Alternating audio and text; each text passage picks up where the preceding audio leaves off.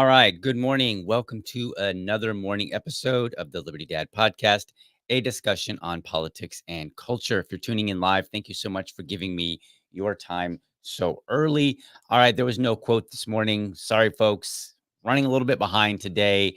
Uh, I stayed up later than I usually do. I was on a podcast last night, the Swampcast Creatures podcast. It was a good conversation. I will put it in the show notes so that you can check it out. I encourage you to listen to it, especially if you're interested in Libertarian Party matters. We had a good discussion on Libertarian Party uh, things, things that are happening, at the state level and at the local level, and even at, especially at the national level. So I'll encourage that. But I will tell you, um, just for the record, the show is not family friendly. Okay, so if you're used to like tuning into this show and you're like, he's pretty clean cut and everything like that, it was not that. And you if you listen, you'll find out that even Liberty Dad cut up as well. So just as a forewarning, but it was a good show. I think it was a meaningful conversation for sure. But because of that, I ended up going to bed very late, and then my wife was actually uh, busy doing some things, and then she came in, and I woke up, and then I stayed up for like the last time I looked at the clock, it was like 1:30. So I'm a little on the tired side, but hey, the show must go on. We're gonna do this. We're here. Do me a favor, folks. If you like this, if you enjoy this show, be sure to like and subscribe to my channel. And for the really serious folk out there, hit that bell so that you never miss an episode. All right. Let's get into some quick announcements really quickly. Again, as I've been telling you all week long, my wife is going to Spain. She leaves Friday afternoon. She's going to be gone for 10 days. That means all of next week, the show will be at noon. So the 4th through the 8th. On November 6th, I may cancel is it 6th or 5th? It might be yeah, it's the 5th. I'm sorry, I keep saying the 6th. On November 5th, I may cancel the episode because my son has a field trip, so I won't be here. Like, I'll be, I'm gonna take him to school, and then we're gonna head off, and so if I can, I will drop an episode for you guys, if I have the opportunity. I don't know if I'm going to because I will be on dad duty, starting Friday. So I don't know if there's gonna be an opportunity. That is yet to be seen, so we'll find out. Also, this Friday, speaking of Fridays, my 400th episode. I don't know what I'm gonna do, but, maybe nothing. Maybe it'll just be like a rah-rah, and I'll, like, hit a button and have an audience or something clapping. I don't know what we're gonna do, but, hopefully I can think of something between now and, like, 2 more days. Alright, so we're talking about free speech and business, and this is part 2.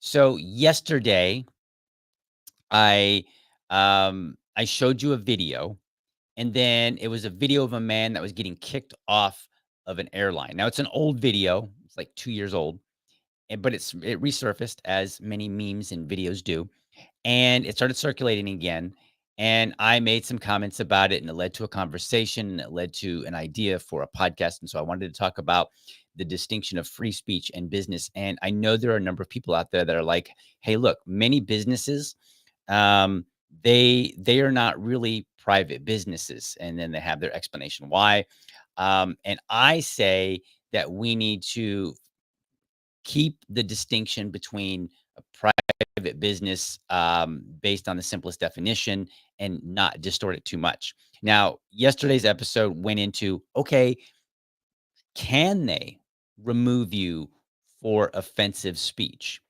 And the truth is they can. And I demonstrated that with the contract that you sign and whatnot. So you can go back and check out that episode.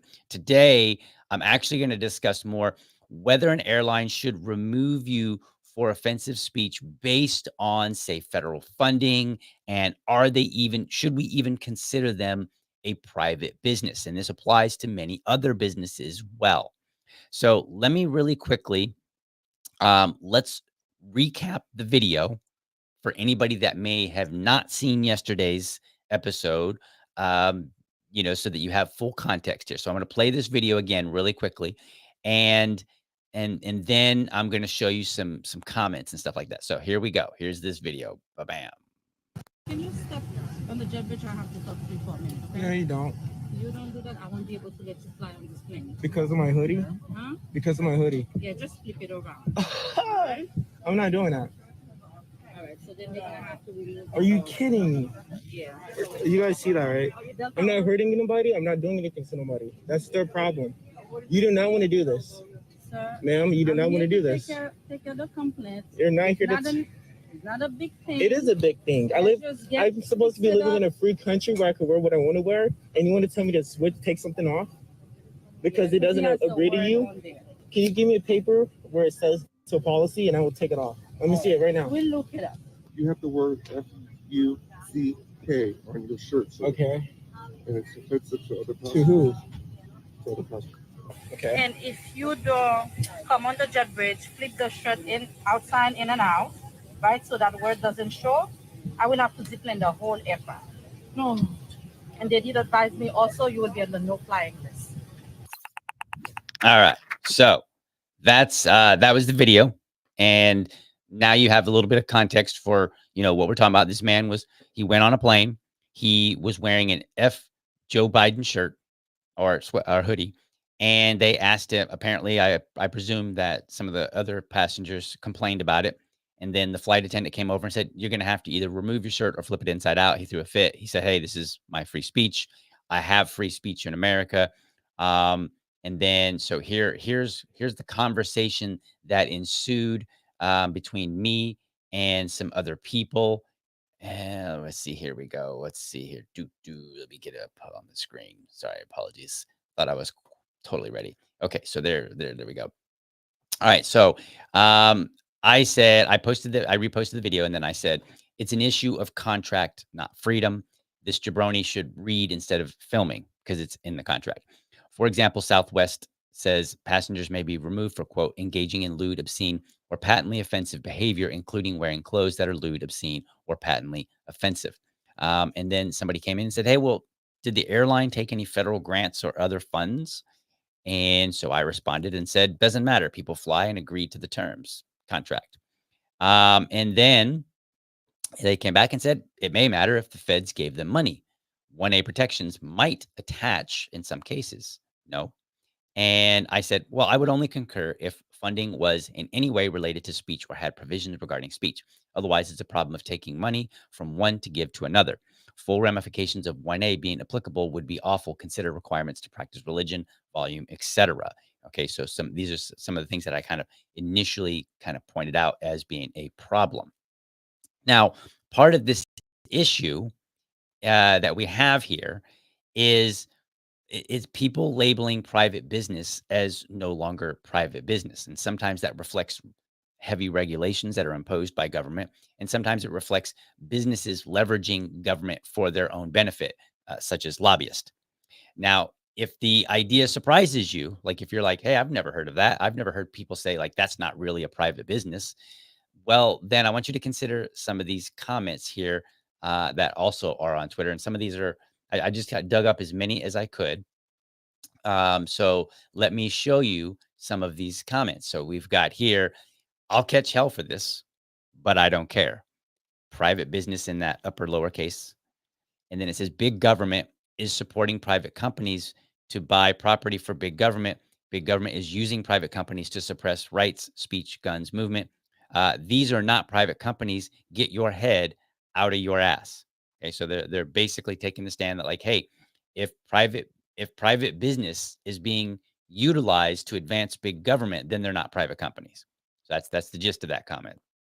Then we have private companies that handshake with the government while pursuing political agendas together are not truly private companies. Cronyism is awful. A truly private company would be a small business like, say, a bakery in Colorado, who I'm sure you would equally defend. So I think that they are conflating cronyism with whether or not something is private. We're going to get into that in just a moment. Next up, we have there is no meaningful distinction between the public and the private sector in the United States of America. That's a quote, says J.D. Vance at Catholic University. So there's actually, I'll post it in the show notes. There's a Reason article that kind of goes into depth about his comments where he makes this where he makes this comment. So that's kind of interesting. Let's see what we got here. Friendly reminder that a private company is not truly a private company if it is crafting policy that would otherwise be unconstitutional at the behest of the government. The state is operating indirectly through that business. Therefore, that business is an extension of the state. So this is like that second line there is kind of where people are going when they say, well, a private business is really not private. So let's see, we got a couple more comments here. So then we've got, I like this one. This one is really good. I'm going to be referencing this a little bit later. This is from the Libertarian Party of Tennessee. They're a very good follow. So if you're on Twitter, I definitely recommend you following them. When a company colludes with the state to impose regulations in return for trade privileges, it is not acting as a private company, but instead as an appendage of the state. I think personally, this is a very solid comment, 100%, because they're not saying you're no longer private. They're saying you're no longer acting as a private company, right? And I think that is a very meaningful distinction. Again, we'll get into that here in just a moment. And then lastly, when government regulates, subsidizes, contracts with, or in any way gets involved in private industry affairs, there is no free market. Now, I actually agree with this. When the government gets in, there is no free market.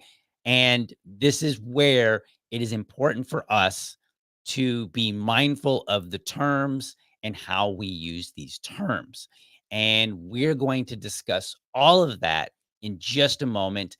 I will, after the intermission here, I will discuss why I believe that we should view business as private, regardless whether they are heavily regulated or if they employ lobbyists to get government to favor them in some way. Right now, that may seem like a bold claim, but I think it's going to make sense here in just a moment. But first, before we go to intermission, let's take a look and see what's in the comments. Keith Garrett says, greetings to you, sir. Thank you for tuning in. Let's see. That Liberty lady, you did school those youngsters, though. So she's referring to the podcast that I was on last night, the Swampcast Creatures podcast. As it turns out, being Liberty Dad, I also happen to frequently be one of the older people in the crowd. Not the oldest. There are certainly guys in the libertarian community who are much older than I am, in their 50s, 60s, 70s, and so forth. But with many of the newer, younger guys that are in their 20s and 30s, when you're 46, you are kind of the old guy. So that's my lot in life right now.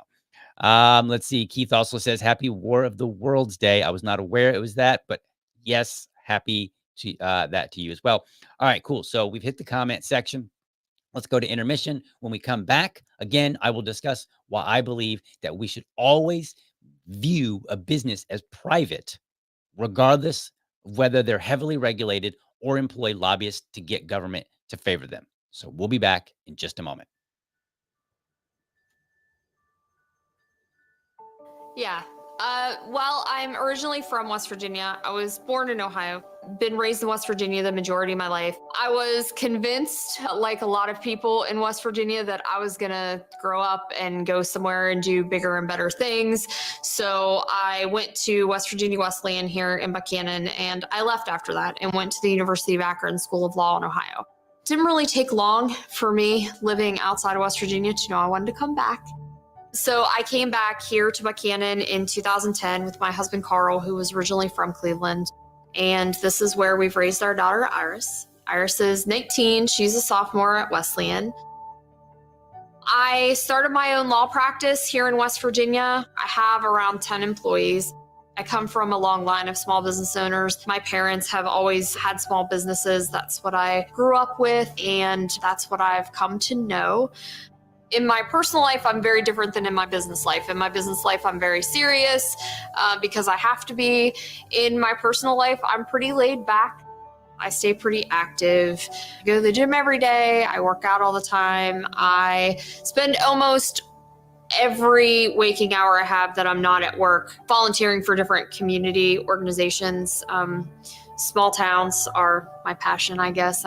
They really mean a lot to me. So I spend a lot of time here in my small town, devoting my time to different organizations. for as long as I can remember. We've been here in West Virginia on the top of every bad list and the bottom of every good list. We've been told since we were children, you have to leave the state. There's nothing for you here. There's no jobs for you here. We're told there's no culture here. There's no art here. There's no diversity here. We have been indoctrinated to think that we need to get all these things, jobs, culture, either by leaving or somehow importing them. And that is not true. We have to change the narrative to make people understand everything that we need to succeed is already here in West Virginia. Everything that we need to have an economy like no other is here in West Virginia. Everything that we need to keep young people here and to create cultural opportunity is here in West Virginia. Everything that we need to live life the best way that we know how is here in West Virginia. We just need the right person to harness that and introduce us to our opportunities. You can continue to vote the same way and get the same results. You can continue to do the same things and not get new solutions. Or you can do something different. If you want change, if you want new solutions, if you want West Virginia to move forward, you have to do something different. Voting Libertarian this year is your opportunity to do something different. It's your opportunity to vote with your conscience. It's your opportunity to say, I'm done with the same thing happening over and over and over again, and I'm ready for something new. I'm ready for change. I offer you the opportunity for that change.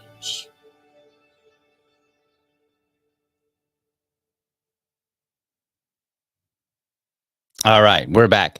Erica Kulinich, I actually interviewed her in episode 326. It was a great interview. There was some key moments where I was like, wow, I was really, really impressed with her answers as a candidate. So I encourage you to go check it out. Even if you are not in West Virginia, go check it out and just listen, because then you can get a sense for, hey, what should I expect for candidates that want my vote? Right. That are maybe voting or running in, my city or my town or my state, whatever. Right. So check that out. I encourage you. All right. Let's get into some definitions here before we can really get into the meat of this. Let's understand some terms. So here up on the screen is a definition from George Reisman, economist. This comes from his book, one of his books. It's linked in the show notes. So this is a definition of capitalism, and I thought it was a very meaningful definition to work with. So it says capitalism in green here is the definition is capitalism is a social system based on private ownership of the means of production. So that's the very simple version of the definition. But what I like is that it goes on and it says it is characterized by the pursuit of material self-interest under freedom, and it rests on a foundation of the cultural influence of reason. Okay, so now we have two parts to this. So we have a simple definition, and then we have a characterization. And I think that's what's missing in the discourse when we talk about these kind of things. It's like, okay, what does it mean? And what's the most simple definition that we can come up with? And then how do we characterize it?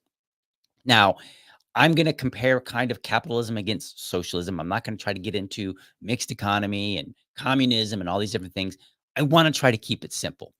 So from this definition, we can bounce and say that socialism is, by definition, a social system where the means of production is owned by the state or by workers. So it's not privately owned.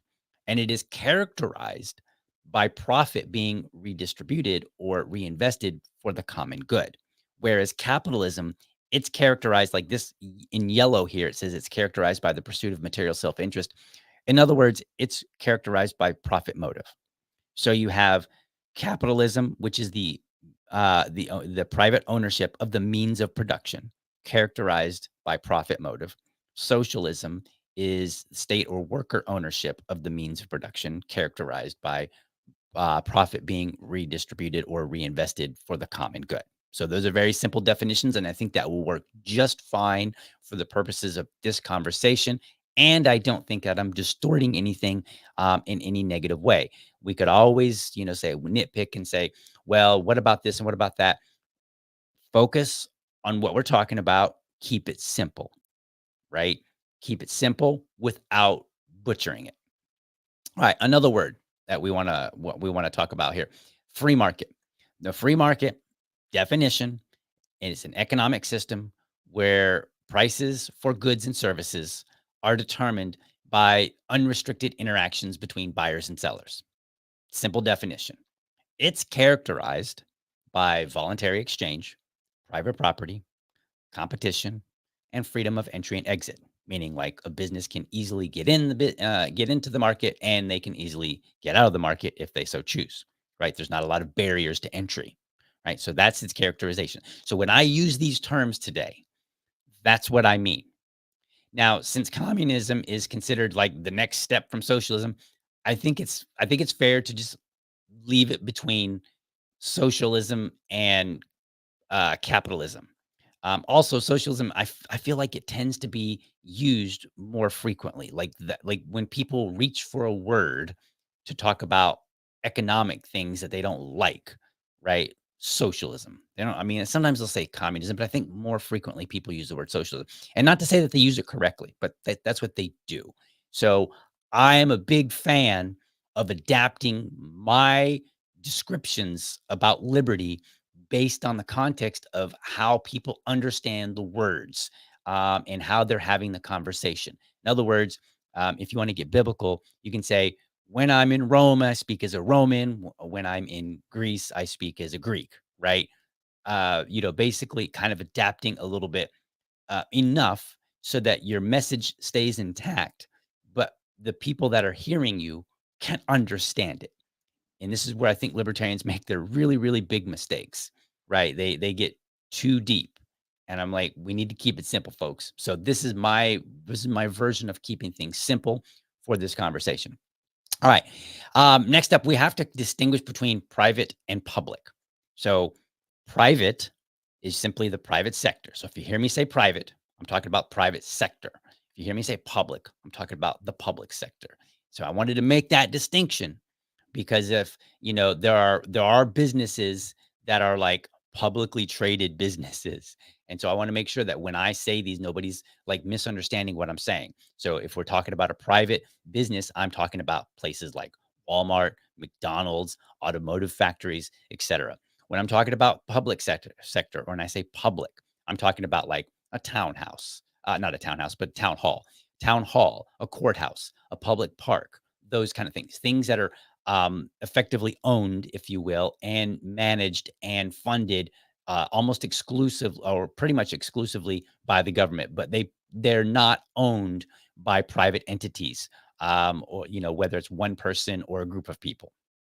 All right. So when we start having this conversation and say, okay, well, airlines are not really a private business because they have lobbyists, or airlines are not a private business because they're heavily regulated, which some of those comments, and you could go find tons and tons of comments, especially during COVID. And when COVID was happening and there was all these lockdowns, there were a lot of libertarians and liberty adjacent people who were saying things along that very same line, where they were like, yeah, these businesses aren't, they're not private businesses because they're doing the will of the government. Never mind that government was imposing upon them. And I get it. All these companies could have banded together and said, no, we're not going to listen to you. But yeah, right. Go ahead and try to get that actually to happen, right? Like that's not likely to happen. That's just not where we are as a society, whether we should be or not. But there are two major issues, I think, with doing that. The first, and this is the biggest one, I think, it distorts the public understanding. Now, as I said a moment ago, I try, when I'm communicating the message of liberty, I try to keep it simple, not stupid, just, simple. I try not to get too bogged down in definitions and intricacies. I try to think, okay, I'm communicating to this person or these people. Where are they in their understanding? Let me adapt my message so that it makes sense to them and I can bring them to my position. That's how I That's how I do things. And as we already know, people on social media, which are people, they tend to have a distorted view already. And I think when we say these companies are not private, we further distort their public understanding. So I want you to think about all the social media comments that you've ever seen or all the memes that blame capitalism on their problems. In fact, let's take a look at one right here. So here's a good one. I've got 99 problems and capitalism caused all of them. So this is common. Like, and I see tweets all the time. Someone will be like, "Oh, this mother of four, the single mother of four who works, 20 hours, for this job and 40 hours for this job, has no time to do this. Thanks a lot, capitalism." Right. And they blame capitalism. But again, if we go back, we look and we see that, well, capitalism is just simply the private ownership of the means of production.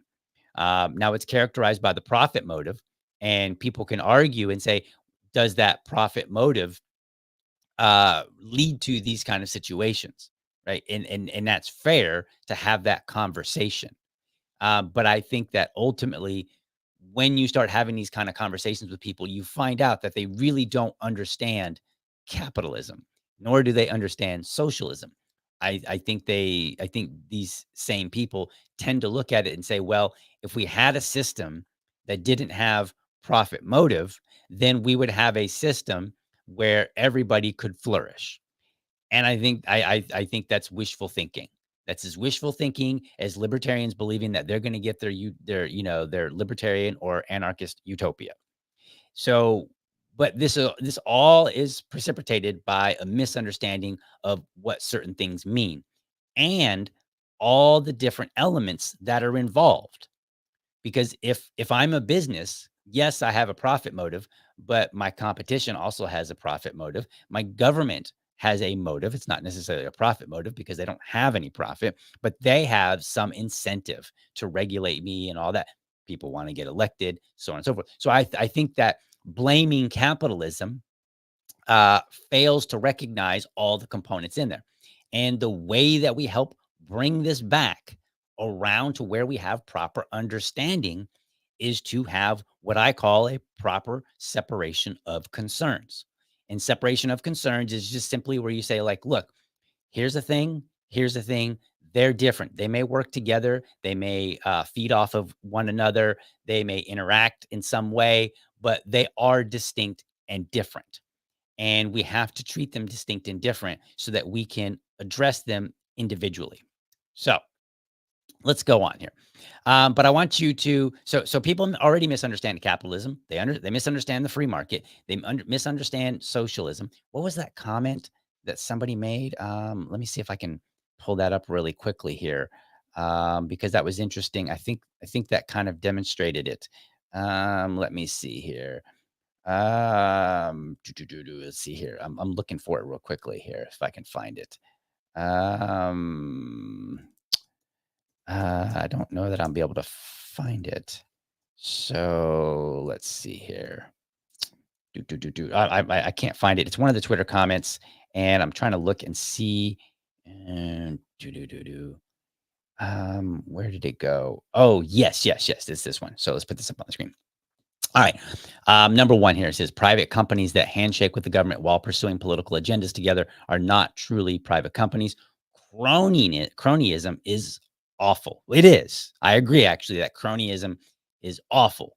But that doesn't change whether or not a company is private or not. Because again, the definition of private of private is like, something that is owned.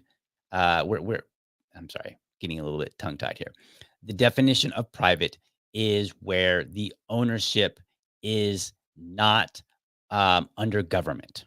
It's where a person or people own a business. So if me and a buddy get together and we start a business collectively together, we are private owners. If that business grows really, really big and we hit the stock exchange, it is still a private business. If we keep it private and we don't go to the stock exchange, right? We remain a private business. It is still a private business. If we ask government to give us some money because we made some bad business decisions, we're still a private company. right? Like, this is what I'm trying to get at, is that we're private because we own it, because the government doesn't own it. And we have terms to work with.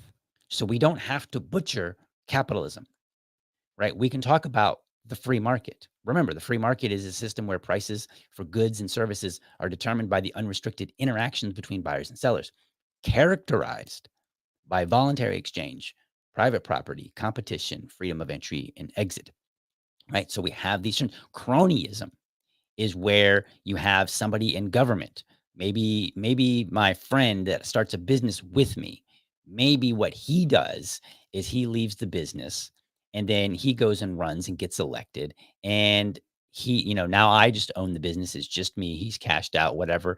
Or maybe he's, become, he holds a stake in the business, and then I reach out to him and say, hey man, can you pass this legislation, and can you support this legislation? It's really good for me, or don't support it because it's really bad for me, right?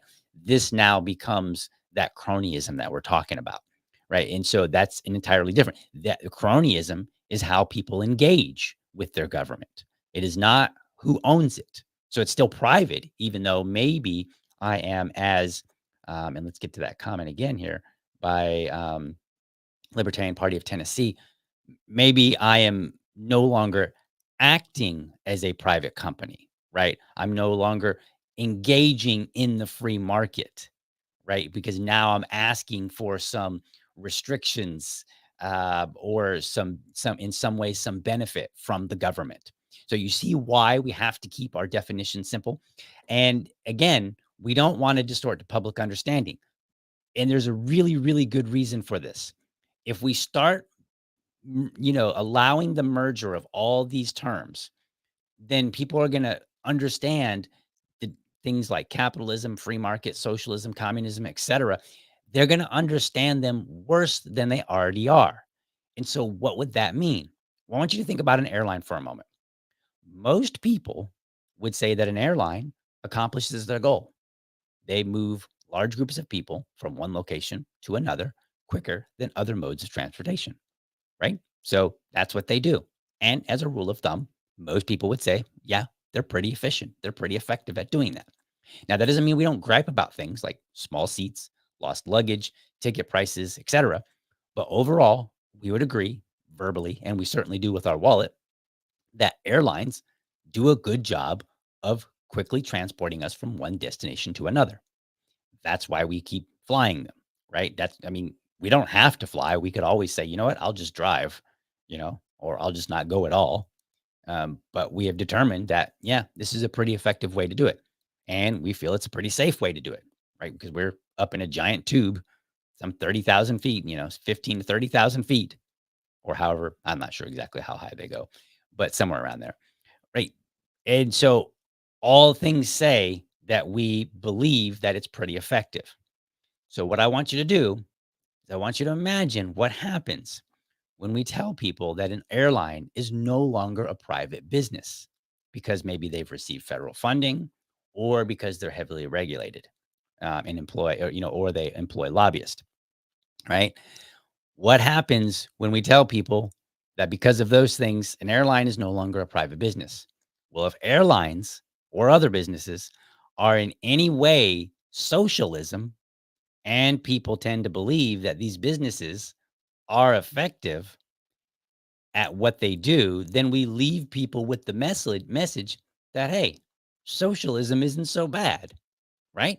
Because if we're telling them it's not a private business, it's socialism, and then at the same time, people are like, well, I get a pretty good service from them, or I get a pretty good product, and it's socialism. Well, add two and two. What does that mean? That means that socialism isn't so bad. So on top of butchering definitions and not maintaining them, we're sending a bad message to people, a message that we're going to have a tough time undoing, because you don't want, like, if we believe in people like me, liberty lovers, libertarians, we believe that socialism, as generally understood, being imposed, right? Like, not like a group of people deciding that they're going to create their little commune and that they're going to institute some form of government and they're all consenting. That's not what we're talking about. We're talking about where, hey, I was born into a socialist society, or I was born into a capitalist society. I was born into a communist society, right? So we were born into it. That's what we had to work with. Um, More often than not, people like me will say socialism in that context is a bad thing, right? It's not a good thing because it's imposed, and it's not voluntary. So if we start telling people that these things are socialist and that they that these that we're ruining the definition, so we're going to make it harder for ourselves already. It's already difficult because people don't understand these terms, so we're already making it difficult. Then we're going to add an additional layer where it's basically being said, man, socialism isn't so bad. We tell them that regulations aren't such a bad thing. I mean, because think of the reasons why people said some of these businesses are not private, because they were receiving federal funding, because they're heavily regulated, or maybe they employ lobbyists. I think those are probably the three primary reasons somebody would suggest that a business is no longer a private business.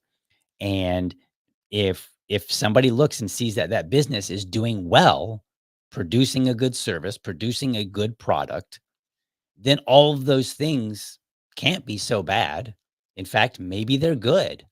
Maybe it's good because they lead to this, right? How do you start separating that federal funding is not a good thing and actually does not lead to a good product or service in itself?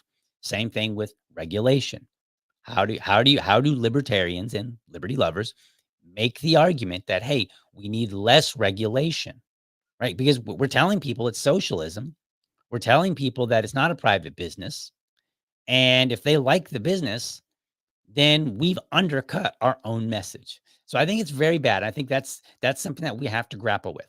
We have to keep our terms with proper meanings if we want people to at some point understand the distinction between public and private sector and the role of government.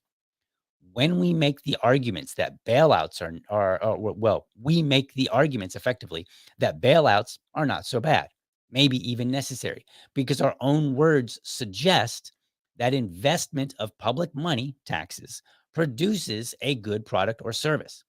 Now, I'm of the belief that airlines, if they did not receive federal funding, if they did not have lobbyists, if they did not have, at least most of the regulations that they have, right? If they were less, if they were, how's that go? Unburdened by what was or whatever. Like if they were unburdened by many of the regulations, they still could produce a good service. We would likely, one of two things would happen. Either we would have airlines basically as they are today, or we would have better airlines, right? Because they would have to deal with the characteristics of the free market and private business. What are those characteristics? Well, they're the characteristics of private ownership of capitalism is a profit motive. So they want to make a profit because they're privately owned. So they have to deal with that. And in order to make a profit, they have to deal with the characteristics of a free market. Voluntary exchange. That means I can choose or not choose, or choose not to fly with them, or I can choose one of their competitors, because competition is another characteristic of the free market. Private property is freedom of entry and exit. So if I don't like a particular airline and I happen to be relatively wealthy, or I know a bunch of wealthy people, I may be able to start a new airline to compete and say, you know what? These guys, they refuse to make the seats any bigger. I'm going to make an airline with bigger seats and it's going to be great and people are going to love it, right? That's what happens when I believe when we make sure that we keep this distinction between public and private sector and the role of government. We allow us, again, this is a separation of concerns. We allow ourselves to deal with the different elements individually. So we can say, well, nope, they're a private company. Here's how a private company should be acting. So we go back to that Libertarian Party of Tennessee and we say, well, when they do these things, they're not acting like a private company. They're usurping the free market. They are not, and in effect, we could even make the claim they're not giving us our best. they're using government to refrain from having to do that, which I believe happens all the time, right? A lot. It's easier to get the government to regulate something. Imagine, put it this way. Imagine I own a chain of restaurants and some people want to compete against me, but they don't have a chain of restaurants yet. Well, I'm already in business. I already have all these restaurants. I already have all this capital. I already have, a brand name. I have recognition. I probably have a lot of customers, right? So I'm already in business. And now what I'm doing is I'm maintaining that business, right? I don't have to start up. I don't have to get some of the things that I already have. I don't have to get necessarily name recognition. I don't necessarily have to get customers because I already have them. But if somebody new wants to get in the game, that is a natural part of entering the market. They have to acquire all of those things. They got to get funding, all this good stuff. So imagine now if I go and I get some additional regulation. Well, the regulation isn't going to hurt me nearly as bad because I'm already established. I don't have to deal with all of those entry hurdles. Whereas a new competitor has to deal with the entry hurdles. And if there's additional regulation, that becomes an additional hurdle for them. So it preserves my place in the market, whereas that makes it harder for them. So I don't have to deal with the competition nearly as well. And guess what? It's probably easier for me to pay a lobbyist to go and support some regulation that might even seemingly uh, make it more difficult for me, but it's easier than it would be to compete with somebody who's up and coming and has found, some chink in my armor effectively, right? They found a weakness of my business that they can use to leverage and maybe take some of my customers. So now I have to deal with that weakness or maybe multiple weaknesses because there may be multiple companies, multiple restaurants who start to compete against me. And those restaurants can, basically restaurant A can say, all right, we're going to on their own with no coordination, but they can, restaurant A can say, here's weakness that DL's restaurants have. I'm going to deal with that weakness. And then restaurant B can be like, here's a different weakness. I'm going to tackle that one because restaurant A is already taking care of this weakness. And I think I can leverage a little bit of competition by leveraging this other weakness of his. So now I have to deal with two competitors, right? Two competitors. So this is part of what we want to make sure that people understand is that these definitions matter and the role of government and the role of businesses, what they should be doing or not doing also matters. And if we start blurring these lines, then we start, I think, making arguments against our own views for them. We lead people to a place where they can go, socialism isn't so bad, right? I would even say we make the arguments that bailouts are not so bad, maybe even necessary, because our own words suggest that investment of public money, taxes, produces a good product or service, right? So, like, I think by doing this, by saying they're not a private company, we further complicate the misunderstanding of these terms, a complication that we generally don't like. We generally say that's not capitalism. That's not the free market. That's cronyism. That's socialism. But when we say that is socialism or that is capitalism or that is the free market, we need to be very, very clear what we mean. And we need to have the most simple definition at our fingertips. Because when we do that, then it makes it easier to say, no, this business should not be doing that. No, that is not the proper role of government. That's how we make those arguments. But we lose the arguments again when we engage in distorting these definitions by simply saying, well, it's not a private company. No, it is. It is a private company, even if they take federal money. The problem is they're not acting like a private company and they need to act like one. And we need to hold them accountable and say, no, you want to be a private company? I'm all for it. You get on the free market and you compete like everybody else. And you don't get any bailouts. You don't get any leverage from government, nothing. You have to figure it out. And you can't use government to your advantage. So I think that is the biggest issue with distorting this, companies being private or not. The second one is, okay, we were talking about freedom of speech, and this guy's on the plane and he's all like, well, I thought we lived in America. We had free speech and blah, blah, blah. You do, but you also you are on the property of a private company. So therefore, that private company can determine what you can or cannot say and when they want to apply it. And they could even apply it unequally, right? Like in a true free market, a private business, that man with the black man, they could say, all right, all black people are not allowed to wear a F Joe Biden shirt, but all white people are. That's pretty racist. Okay. But in a private market, that could happen. And the reason it could happen is because they own their property and they have the right to decide how their property is used and how they will associate with other people. The same as this is my house. Now, on Friday nights, I have buddies that come over. Some of them are progressive, some of them are white, some of them are black, whatever, all over the place, right? I choose for these folks to come in because it's my private property. I decide. I decide that I want to associate with all manner of different people. But I could equally decide I only want white people to come over, or I only want black people to come over, or whatever. I could make that decision because that's how private property works. Now, that's not the case right now when it comes to businesses because we have regulations. And because we have these regulations, that keeps them from competing on the market. And I think we would find, and I don't want to get too distracted here, but I think we would find that when you have a proper free market that allows for the free market to be as brutal and supportive as possible, because the free market is brutal, it will crush your business in a day and it won't even shed a tear, right? I think when if we had that, we would actually find there's a lot less racism because people would have to deal with their racism on the free market, which means they would have to deal in their wallet. And I don't think it would go so well for them. But I don't want to distract too much from that point. So now let's get back to this freedom of speech. So I want you to think about a public walkway.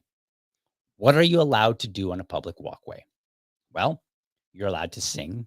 So I could go out and I could stand on a public corner and I could sing as terribly as I sing all day if I want, as loudly as I want.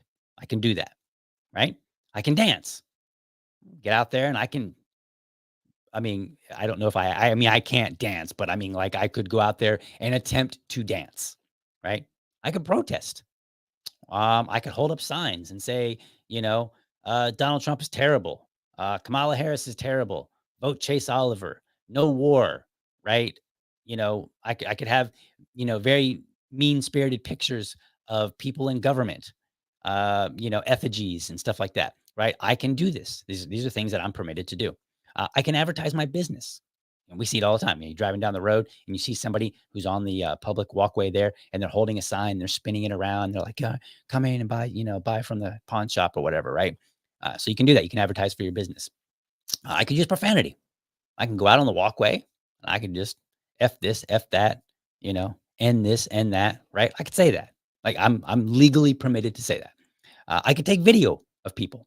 I can sit out there and I can just video all the cars, right? I could video people walking by. I could stop them and say, hey man, I want to ask you a question. A man in the street, blah, blah, blah, blah, right? I can do that.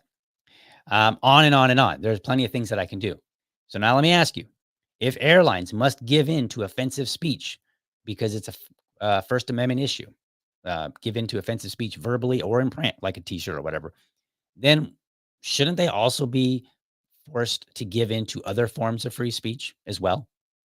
Right? So like I could just stand up when the pilot says, all right, you're free to unbuckle your seatbelt and move around the cabin. I would, if the First Amendment is applicable here, because we're viewing a business as no longer private because they've accepted federal funding or they have lots of regulation or they have lobbyists. And so we're saying, well, you have to allow freedom of speech now because you're basically part of the government. Well, then that means they have to allow the other forms of free speech that we see on public property. And so ask yourself, do you want to be on a flight with somebody who's protesting? Do you want to be on a flight where people are going around asking you to buy stuff from their business? Do you want to be on a flight where somebody who cannot sing gets up and just starts, warbling their voice as loud as they can. Is that the kind of experience that you want on an airline? Because we have to think these things through. So if we're gonna say the First Amendment has to apply, then the First Amendment includes way more than just an offensive T-shirt. And is that what you want? It's not the experience that I want. And I like the fact that when I'm on a plane, if somebody is offensive or bothering me, I can, if they're annoying, if I wanted to, I generally don't, but if I wanted to, I could reach out to the flight attendant and say, can you ask that man to stop talking so loudly? Can you ask that man to quit using profanity because my son is over here saying all those same things, right? I could do that. And then the airline can make a decision and they could say, is this how we want to run our business? Which customer are we going to be catering to? Well, as it stands, most people would not want any of those things. A lot of people don't even want children on the plane. I think that's a bit absurd. But most people don't want all that freedom of speech because they want to get on the plane as quickly as possible. They want to sit down, maybe watch their movie, get their tiny little bag of snacks, and then a simple drink, and then get to where they're going. They don't want to be bothered with all that other stuff. They don't want to hear people singing. They don't want to hear people dancing, generally speaking. Like, I mean, I know we see videos occasionally where like the whole plane sings or something, but that's generally out of the ordinary. Most of the time, people don't want that. They don't want somebody to be walking up and down the aisle protesting whatever their cause is. They don't necessarily want a bunch of people coming up and handing them business cards. That's not the experience that they want. But that's the experience that we're asking for when we say, yep, they're no longer a private business, but they and they have to adhere to First Amendment privileges. Well, okay, now you're going to ruin the experience for everyone. So I think that was secondary, but I think the primary one is one, we distort the definitions and we make our own arguments even harder in the future. Nothing good comes from claiming businesses are no longer private. But when we keep the public sector versus private sector distinct based on the simplest definitions, then we can, as the Libertarian Party of Tennessee pointed out, we can state that they're not acting as a private business. From there, we can ask the question of why? Why are they not acting like a private business? Well, it's because we can start unpacking why and say it's because there are specific definitions of what this means and what it's characterized by. If an industry is heavily regulated, there's an incentive for lobbyists. I mean, naturally, if I'm owning a business and the government has all kind of regulations and they keep adding more regulations, it is in my interest to say, all right, I got to hire a lobbyist because some of these regulations are going too far. So I've got to get somebody to go work on my behalf. But guess what? There's not the heavy regulation. There's no incentive for lobbyists. Without regulation, there's no reason for lobbyists. Without regulation, businesses will have to fend for themselves in the free market. Businesses that have to fend for themselves will learn to make better decisions. Better decisions will lead to better products and services. Am I starting to sound like the libertarian Yoda? I don't know, maybe. All right, folks, that's what I got. Let's check out in the comments here, see if there's anything that I need to address. Let's see here. I'm just going to read them. I'm not even reading them ahead of time. All right. Keith Garrett says people have lots of moving parts. They tend to be complicated. Interaction between them is downright brain hurting. Yes, it is. And let's see what else we got here. Yes, I agree. Keith Garrett again says freedom of speech is to protect that which others don't like from the government. From my perspective, the issue of freedom of speech is explicitly between your government and you. What can the government stop you from saying? What can the government force you to say? That is where freedom of speech applies. When it comes to private entities, whether it's a business or somebody's household, you don't have your freedom of speech does not override their freedom to private property or their freedom to associate under the desired circumstances that they would put out. So I might say, if you come to my house, you cannot swear, right? There are people that have that rule. Here's another one. If you come to my house, many people do this, you have to take your shoes off when you come inside, right? Like these are some of the rules. If you want to come over and you want to engage with me, these are the rules that I've set forward. And when you enter my property, my business, my property, my house, whatever, then you are subject to agreeing. We have to make an agreement on what grounds I will permit you in. So that's the message I have today, folks. Thank you so much for watching. I hope you found this episode informative and inspiring. I hope you have a new level of understanding of why we should absolutely not consider private businesses no longer private, and why we should be very careful about definitions, not get too bogged down in long, complicated definitions, make them as simple as possible, and why it's necessary to keep working on ensuring that others utilize these, because we have this, if we impose the separation of concerns, we can more easily address all these different issues. Be sure to catch me Monday through Friday, 7:30 a.m. for an informed discussion on politics and culture. Make sure that you're subscribed to my YouTube channel, or if you prefer my Rumble channel, you can go to youtube.libertydad.com, or you can go to rumble.libertydad.com. I want you to remember, if you're a champion of liberty, your business is people and your product is liberty. I want you to have a great week. Catch you next time. But for now, I'm out.